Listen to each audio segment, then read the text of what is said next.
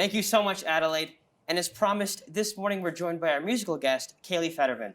Thank you so much for coming on the show today, Kaylee. Thank you guys so much for having me. Kaylee, so how did you start getting into music? I went through phases. When I was younger, I did a lot of choirs, and then I kind of went into musical theater. And then in high school, I kind of realized that I wanted to do more of the singer-songwriter route and the performer route. And I started to do a lot of open mics, and then I started to do a lot more gigs. And it kind of just snowballed and turned into doing a lot of songwriting and starting to do some producing and working with bands and traveling. So it kind of developed from choirs to theater to more artist performing. That's awesome. And then kind of in a next step from that, you're a student at Berklee College of Music. How did you decide to go there, and how has that influenced your music since you've been studying there? I decided to go to Berklee when a lot of people kind of said like, oh, you should apply for Berklee. Like, that's the music school. That's where, like, these cool people went. And it ended up being the only school that I applied to because I wasn't too sure if I was going to go to college in the first place. So I thought, okay, if I'm going to go to college, I'm going to go to Berklee. So I applied, and luckily I got in. And since then, it's just been a lot of fun, honestly. It's not at all what I expected it to be. I think that I had a different vision of what music school was, and it's a little bit of what you think, but it's also not at all. It's a lot of collaboration. It's a lot of learning together. It's a lot of musical independence too, and it's just been like a really great learning experience so far. So Definitely when I hear your music, I would certainly describe it as like fun and like upbeat. And one of the things that I think is the most fun about playing music and performing is performing live. Do you miss performing live at all? I know your Spotify has like a good amount of places that you performed at.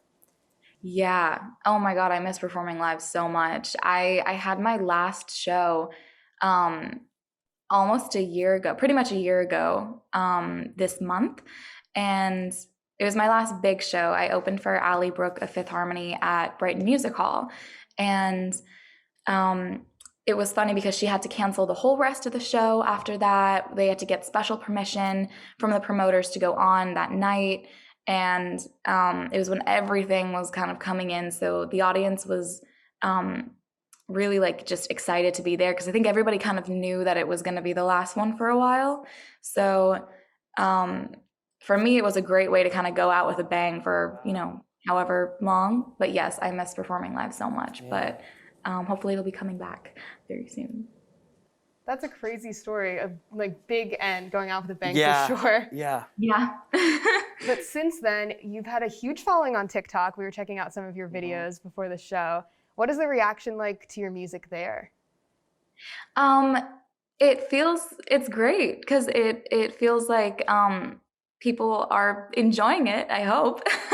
I posted a video of a demo in December, and that's the one that started to kind of pick up and do really well. So then we ended up fully producing it and releasing it, and I think that's the one that people kind of gravitated to more. And so then we just are kind of building off of that to eventually release more music, which will be coming next month or early May, which will be really fun. Yeah. But it's been really great because you can see a little bit more of who your audience is. Obviously when there's more people, there's more data. So you can analyze it a little bit more, and you can figure out, okay, like these are the locations, these are the people, and you can target your content a little bit more, and it's easier to figure out, who's going to be coming to your shows and who you'll be able to see. So it's been a really great experience kind of finding those people. I mean, when you can't perform live, TikTok is just a great way to like get your name out there as well. Have you had any like posts go viral on TikTok? It's funny because like my definition of viral and other people's definition of viral is very different. Like for me, the video that got 600,000 views, like That's pretty viral to me. For sure, You know? that's viral. Some people don't like. Some people are like 15 million is viral, and I'm like, okay.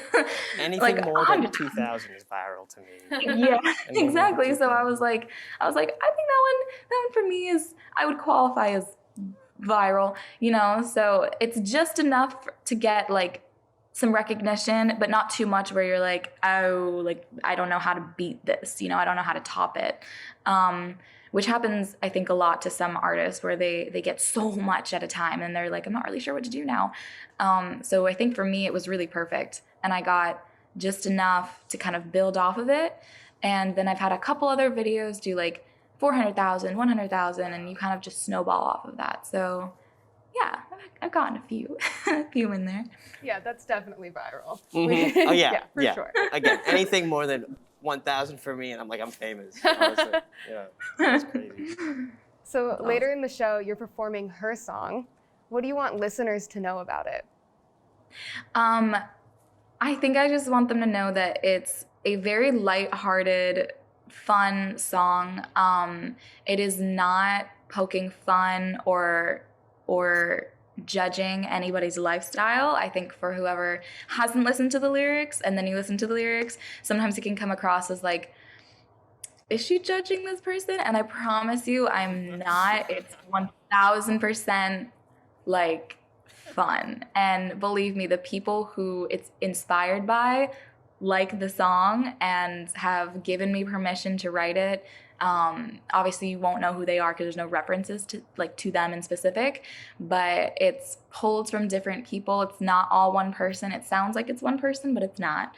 But just to get the clarity of the song and the story of the song, it's one person, but it's not. So it's super just lighthearted, and I just hope that you can jam it in your car because it hits in the car really hard if you can play it there. It hits back in the studio as well. We were all jamming. We were jamming before earlier. the show. So you kind of mentioned before. Do you have any new projects or songs in the works? I do. I have another song coming out it's either going to be like the last week of April or like the first week of May, something like that. I just recorded vocals on it, and then I just recorded background vocals on it too. It was a song that I demoed.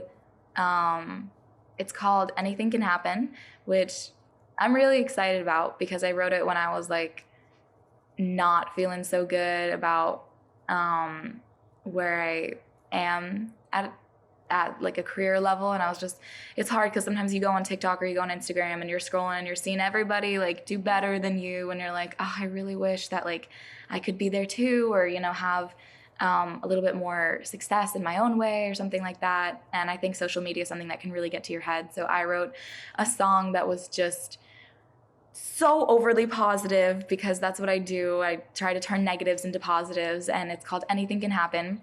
But the track is sick. Like I have a really, really great producer on it, and it really levels out, and it's just like a power anthem. So I'm really excited about that one coming out. Yeah, we're excited for it too. Well, thank you so much for coming on the show today, Kaylee. Thank you so much for having me. When we come back, Kaylee Federmann is going to be performing her latest song, Her Song. Stick around. You don't want to miss this.